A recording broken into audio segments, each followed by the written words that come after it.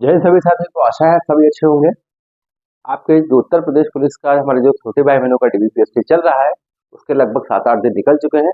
इन 7-8 दिनों में क्या क्या प्रोसेसर हुआ, किस तरह से छोटे भाई बहन बाहर हुए, किनका हुआ, किनके फिट हुए, कोई अनफिट हुआ, कोई प्रोविजनल फिट हुआ, तो उस सभी को लेके आपके जो डाउट्स हैं। और अभी हाल ही में ईडब्ल्यूएस का 2-3 जिलों का डाटा बहुत ही थोड़ा सा निराशाजनक रहा है। तो उसी के जितने भी आपके डाउट्स हैं वो डाउट्स इस वीडियो में आपके क्लियर हो जाएंगे। तो आइए देखते हैं हम लोग। यूपी पुलिस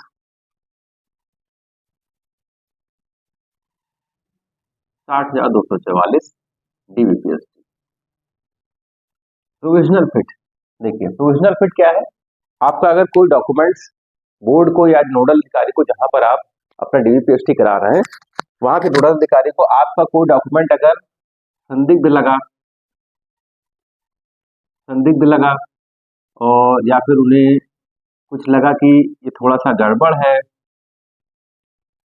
और अगर कह सकते हैं ये लगा कि आपने कुछ जो लगाया था वो वाला नहीं है, तो डॉक्यूमेंट चेंज चेंज कर सकते हैं, मतलब चेंज हुआ कोई।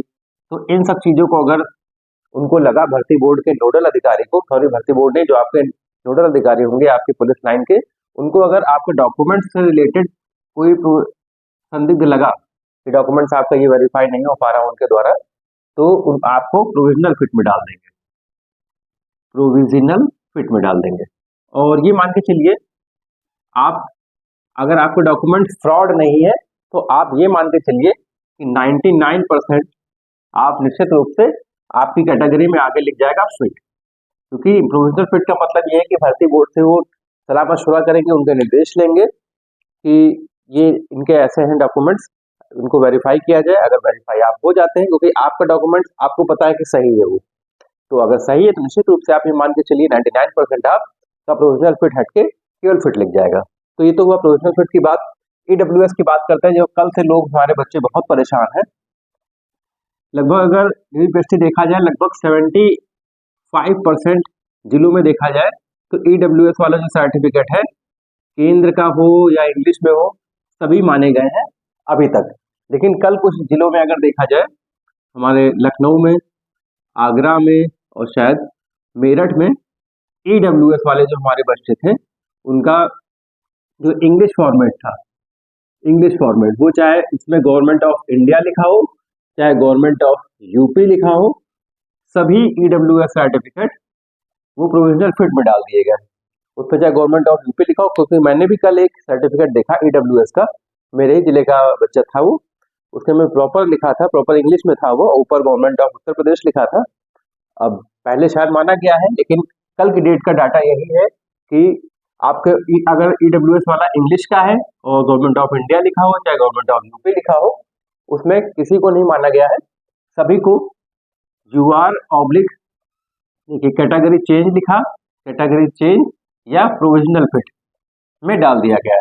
तो ऐसे बच्चे भी परेशान ना हो, क्योंकि ये बोर्ड के निर्देश का ही इंतजार करेंगे कि इनका क्या किया जाए, क्योंकि एक से पहले तक यानी कल के पहले तक इस तरह के डॉक्यूमेंट्स लिए गए हैं डब्ल्यूएस के। तो अब रूल अगर कल से बदल गया है तो रूल तो बीच में तो बदल नहीं जाते, तो भर्ती बोर्ड के निर्देशों का इंतजार करेंगे, वो उसी आधार पे आपको फिट या अनफिट करेंगे या यूआर में डालेंगे।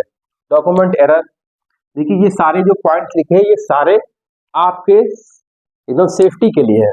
डॉक्यूमेंट एरर, आपके डॉक्यूमेंट में मान लीजिए आपका पिता का या माता का, सॉरी, और अगर आप ही का नाम या पता कुछ या फिर आपका कोई क्रमांक, कुछ भी मान लीजिए, पिता का नाम राम नरेश, कहीं राम अलग है नरेश अलग है, कहीं एक ही में राम नरेश है, तो ऐसी अगर छोटी छोटी कोई भी त्रुटियां हो तो आप अपनी सेफ्टी के लिए एक एफिडेविट जरूर बनवा लीजिएगा, क्योंकि 100 से 120 रुपए आप अपने ऊपर वेस्ट नहीं करेंगे, उसको इन्वेस्ट करेंगे। क्योंकि जैसे कल से ईडब्ल्यूएस का हुआ, बच्चों को बहुत धक्का लगा, तो ऐसे ही अगर कुछ होता है आगे डॉक्यूमेंट्स एरर को लेके तो कहीं, तो इसीलिए मैं कह रहा हूँ अपनी सेफ्टी के लिए लेते जरूर जाइएगा अपना ये हलफनामा। वैसे हालांकि होना ही डॉक्यूमेंट एरर में कहीं कोई दिक्कत की बात नहीं, वहां पर आपको एक फॉर्म देंगे, फॉर्म में आपका अगर ऐसा कोई इशू है तो फॉर्म में अपना वो भरवा लेंगे, डिक्लेरेशन में आपसे साइन करा लेंगे। लेकिन फिर भी आप एक एफिडेविट लेते जाइएगा, 100 से 120 रुपए की बात है, और आपके फ्यूचर का सवाल है। ठीक है, निवास जाति प्रमाण पत्र, निवास निवास के देखिए कोई इशू नहीं है, इसमें कोई नहीं लिखा गया है कि 3 साल पुराना हो या 5 साल पुराना हो, क्योंकि 2015-16 तक का भी निवास माना गया है। तो निवास की कोई डिफाइंड डेट नहीं थी, कोई निश्चित डेट नहीं थी, लेकिन हाँ जाति प्रमाण पत्र हमारे ओबीसी वाले हों या एससी वाले हों, ओबीसी वालों के लिए मान के चलिए और एससी वालों के मान के लिए चलिए 16/1/24 के पहले का ही होना चाहिए। बस ये डाटा आप मान के चलिए कि 16/1/24 के पहले का होना चाहिए, और ओबीसी वालों के लिए 3 वर्ष से ज्यादा पुराना ना हो, 3 वर्ष से पुराना ना हो। लेकिन एससी वाले हमारे भाई बहनों के लिए 3 वर्ष वाली कोई बाध्यता नहीं है, 3 वर्ष वाली बाध्यता नहीं है यहाँ पर। तो ओबीसी एससी एसटी वाले हमारे जो भाई बहन है, उनका जो जाति प्रमाण पत्र 16/1/24 के पहले का ही होना चाहिए या 16/1/24 के तक का होना चाहिए। लेकिन ओबीसी के जो सर्टिफिकेट होंगे वो 3 वर्ष से ज्यादा पुराने ना हो। लेकिन एससी एसटी के लिए ऐसी कोई गाइडलाइन नहीं है, आपका 3 वर्ष से अगर ज्यादा भी है तो भी आप काउंट कर लिए जाएंगे अपनी कैटेगरी। आधार अपडेट, आधार अपडेट में देखिए केवल बायोमेट्रिक्स आपकी जरूरी है, बायोमेट्रिक्स आपकी हो जाए तो आपका आधार का काम वहां से खत्म हो जाएगा।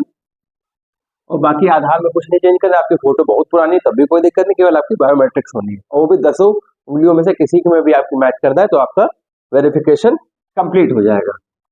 हाइट कम, देखिए इस समय बहुत सारे बच्चे हाइट में बाहर जरूर आ रहे हैं, लेकिन ये भी मान के चलिए कि मौका बहुत मिल रहा है, 2 3 बार नापी जा रही है, अगर उसके बाद भी नहीं निकल रही तो मतलब एक्चुअल कम है वहां पर हाइट, तो इसलिए हाइट में बाहर आ रहा है।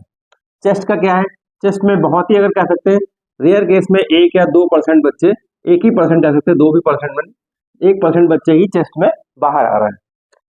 तो ये जो आपके कुछ डाउट्स थे, जो आपका भ्रम अभी मन में चल रहा था, तो शायद इस वीडियो से खत्म हो जाएगा।